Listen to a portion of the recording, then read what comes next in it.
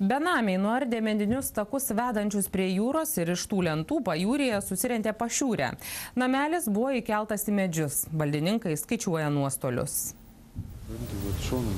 Vietiniai pasakoja, kad namelis medyje šalia jūros Melnragėje atsirado prieš 2 savaitės.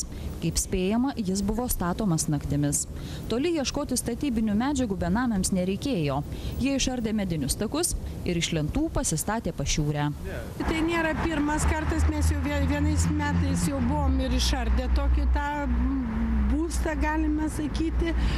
Praeitais metais yra žinome iš tikrųjų, kad dalį tų takų demontuoja tokie socialūs žmonės ir tiesiog panaudoja kurui.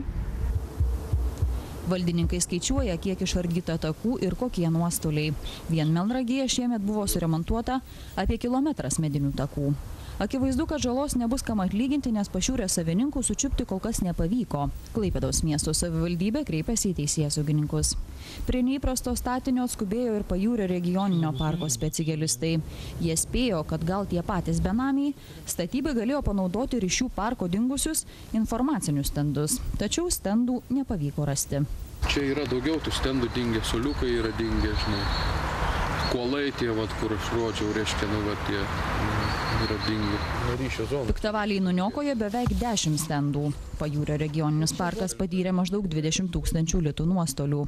Dalis jų yra nesulaužoma, ne kaip nors suniokojama, o tvarkingai išrenkama su varščiukais, konstruktyvas išrenkamas, kad matosi, kad kažkokių savanaudiškų tikslų tiesiog išsivežama mediena, pavagiama ir manome, kad tai yra kriminalinis nusikaltimas.